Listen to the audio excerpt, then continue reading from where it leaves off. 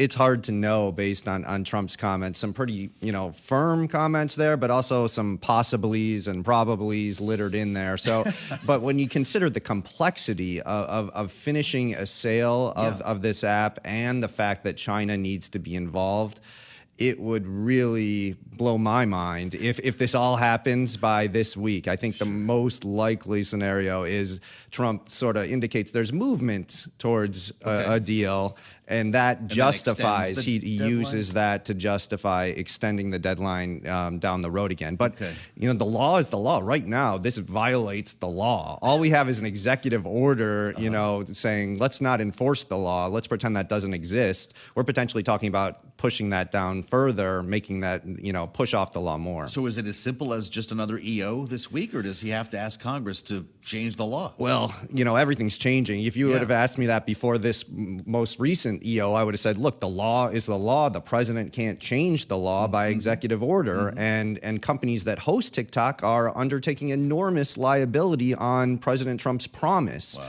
But they did it. It's back in the App Store right now. And so that didn't stop them. And so I think there's reason to think that unless someone stands up on the Hill or maybe one of TikTok's competitors and files a lawsuit, but we've seen none of that. But until you see that, I think you see this get kicked, down the road again through an executive order. Okay, well, this is a good read on things, and I'll tell you what, I'll remind everybody that when we had that last deadline, Matt was the only person, not just at Bloomberg, I think in the world of media covering this, who said the app will go dark this weekend.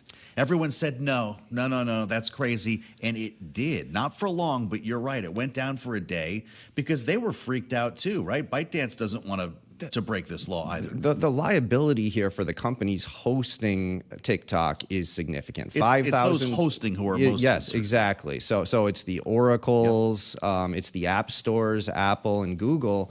It's $5,000 per TikTok user. There are 170 million. So you do that math and you get to $850 billion in liability. And so there was reason for them to be concerned.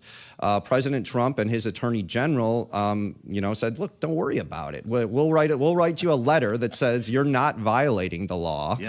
Not sure how, those letters aren't publicly available. I don't know how you can justify that, but they said that. And so, but I was wrong, though. I thought the companies would continue to be nervous about that until Congress changed the law. I thought Apple wouldn't put it back in the App Store, but they said, no, that's enough. We'll put it back in. And given that, I don't see any reason for them to reverse themselves unless someone files a lawsuit challenging this executive order. We've talked about a couple of the groups who are interested in buying this, the Mnuchin Group. There's the Dennis O'Leary Group. How many are there? And is this idea of a sovereign wealth fund, the actual government bidding it, are any of these viable? To me, it's very difficult to say. I don't have a lot of visibility into any of that. To me, the idea of a U.S. ownership interest in the social media app is more a complication than a solution because you run into difficult First Amendment concerns if the government has an ownership in the social media app.